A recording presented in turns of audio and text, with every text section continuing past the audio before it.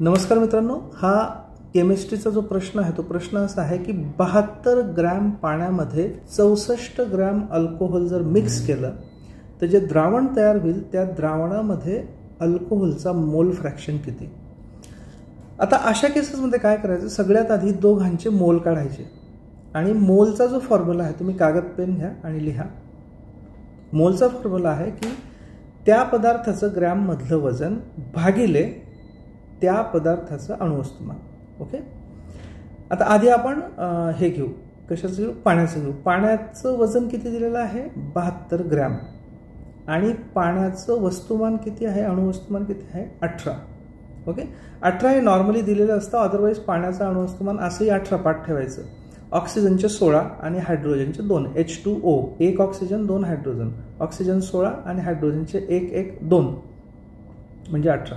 So 18 पाण्याचं अणुवस्तुमान आहे. So 72 gram पाण्यामध्ये किती मोल, 72 भागिले 18, तर 18 × 54, 18 × 72 म्हणजे 4. म्हणजे पाण्याचे मोल किती आले, 4. ओके, ठीक आहे, पाण्याचे मोल लिहून घ्या 4. आता अल्कोहोलचं वजन किती दिलेलं आहे, 64 ग्रॅम, आणि अल्कोहोलचं अणुवस्तुमान किती आहे, अल्कोहोलचं अणुवस्तुमान आहे दिलेलं किती, 32. राईट. सो अल्कोहोलचे मोल किती येतील, वजन भागिले अणुवस्तुमान. वजन किती दिलेलं आहे, 64, अणुवस्तुमान किती दिलेलं, 32. 64 भागिले 32, 32 दुणे 64 म्हणजे 2 आले. सो अल्कोहोलचे मोल्स किती आले, 2. ठीक आहे. सो पाण्याचे 4, अल्कोहोलचे 2. आता आपल्याला मोल फ्रॅक्शन कशाचा काढायचा आहे, मोल फ्रॅक्शन काढायचं आहे अल्कोहोलचा. मग अल्कोहोलचे मोल वरती लिहायचे. अल्कोहोलचे मोल किती, 2 लिहा, 2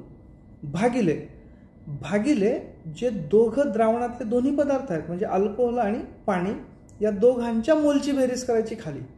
तर पाण्याचे 4 होते आणि अल्कोहोलचे 2, 4 आणि 2 6, म्हणजे खाली काय आलं 6, वरती काय आलं 2. सो 2 भागिले 6 म्हणजेच काय, 2×6 म्हणजे 1/3. 1/3ला जर दशांश रूपामध्ये घेतलं तर किती होईल, 0.3333 म्हणजे 0.33.